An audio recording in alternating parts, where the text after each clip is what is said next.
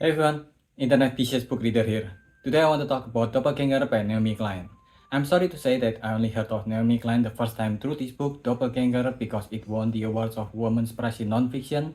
The concept itself is very interesting because it came from having a person with the same name as her that is a god-awful political grifter who say things like the opponents are controlling the clouds in the sky. It's also another one of those books that I keep delaying because there are just more and more books on my reading list.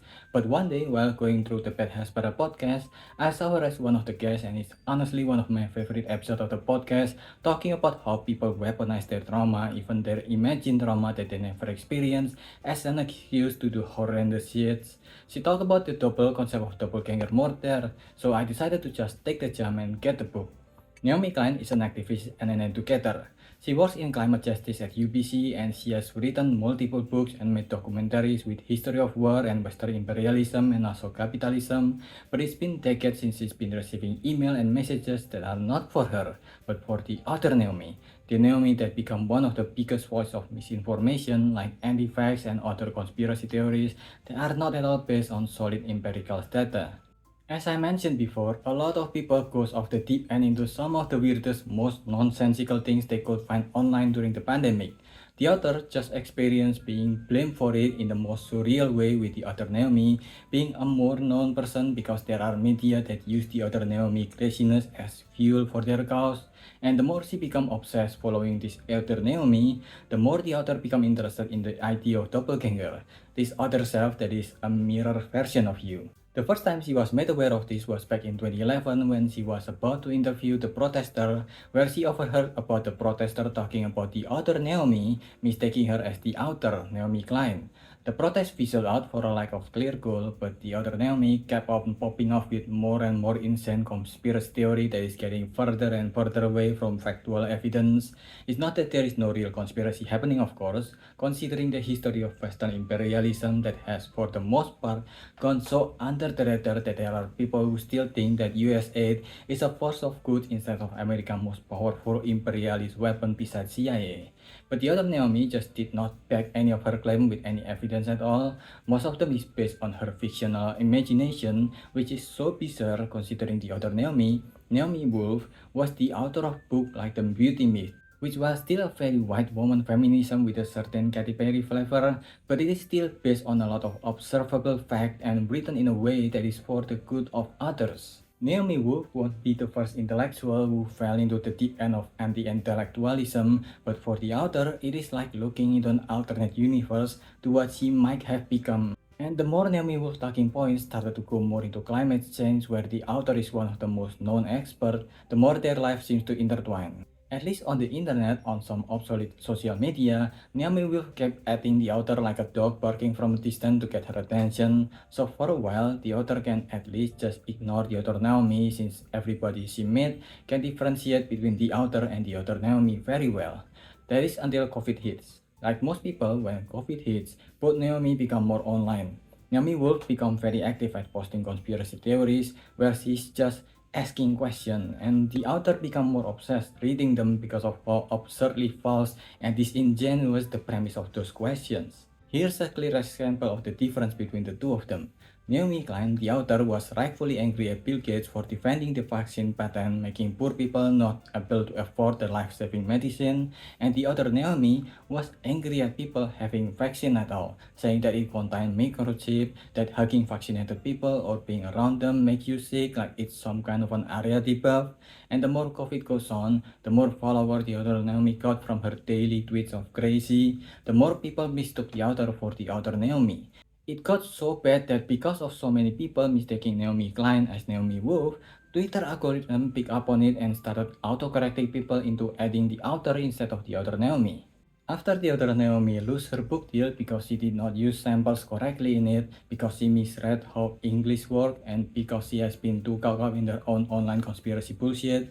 But of course, just like Andrew Wakefield, the more unhinged popular people get, the more there will be people who will try to platform them to get some of that clout.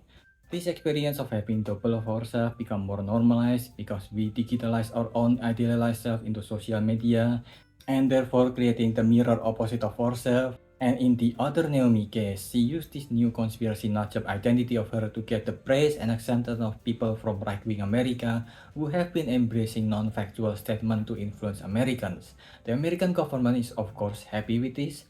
Most people will pay attention to Naomi Wolf either being enraged by what she's saying or agreeing with her that the work has gone too far. So actual dumb fuckery that the government does, like Biden not saying anything to Israel about the genocide, that even Israel's own government was like, are you sure about this?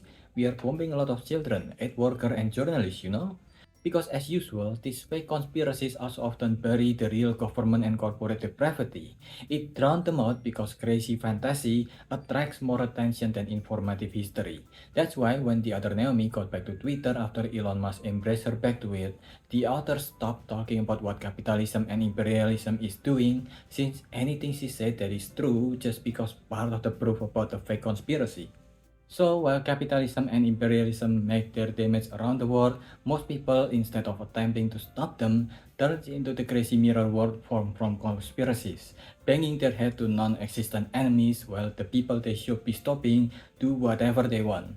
And most people, of course, still remember that a lot of these conspiracies are paid by governments to attack other countries, so it went viral in a lot of places, making more parts of the world fall victim to the anti-vax conspiracy, and to this day, some of them have not recovered from it. Even though a lot of the info surrounding anti-vax was lies that has been uncovered as actual conspiracies, like Andrew Wakefield, for example, falsifying his research that was based on only 12 kids and had to change research center multiple times because the previous one won't falsify their finding. And that was even in order for him to sell his own vaccine, not to air his vaccine like people are saying now. Then the autism spectrum itself is also one of the spectrum that is still being studied because there are a ton of misinformation in it. One of the biggest research on it was by Hans Asperger, where one of the diagnoses of being autistic was a lack of fascist ideology. It's because Hans Asperger is from the Nazi party, and maybe because anti-vax has become the right-wing fascist thing, they also demonize autism instead of fixing the misinformation in it. This mirror world of madness is of course not just in America, but around the world. It's just so much more apparent in America because the Republicans are fascists and their Democrats are liberals, both upholders of capitalism. None are actually progressive leftists. Parts of why fictional conspiracy blooms was because real conspiracy often did not get the consequences they deserve, because even when they are proven to be right, under capitalism, most of the perpetrators of these real conspiracies are protected. The Vietnam War or the Iraq War for easy examples. People have been protesting them since they realized that these invasions are not to the benefit of anyone but a few American politicians and corporates that support them. But once the war is done, none of the responsible parties got any repercussion. The politicians are still in place and the oil company backing them still held by the same people. The author said that power and wealth conspire to protect themselves. And this has always been true when you look at real conspiracies, when you look at history. Not even on a governmental level like CIA assassination across the world.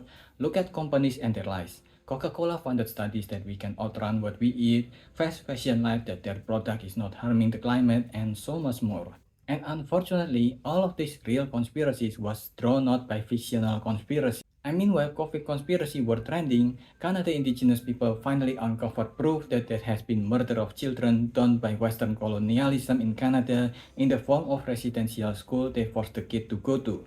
These are mass murder of children as young as 3 years old that the late Pope Francis considered genocide. But most people outside of Canada are not aware of this news, and those from the mirror world who are aware are, of course, against uncovering more evidence of this genocide.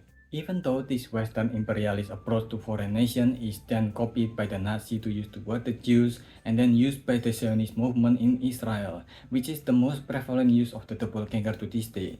Zionism took Jewish identity and mirrored them as Israel. They took Judaism and mirrored them to Zionism. They took anti-Semitism that is used to identify racism that might lead to pogroms and mirrored them into Hasbara. And as usual, the better we can identify this mirroring, the better we can defend ourselves against it. This is an amazingly written book. The concept of the doppel and the mirror opposite of ourselves, or doppelganger, is something that is more important nowadays as the right embraces Orientalism even more, casting people they hate as them. The book used the try to put yourself in other people's shoes as a way to self-reflect to avoid turning ourselves into the monster from the mirror world that spouted unsubstantial conspiracy theories that only make real conspiracies thrive even further. It's a very useful tool to have in our current era where every information we put on the internet is immediately available worldwide. I give this book a 4.25. What do you think? Let me know if I missed anything, so leave your thoughts in the comment below and subscribe to the channel. That's about it. See ya.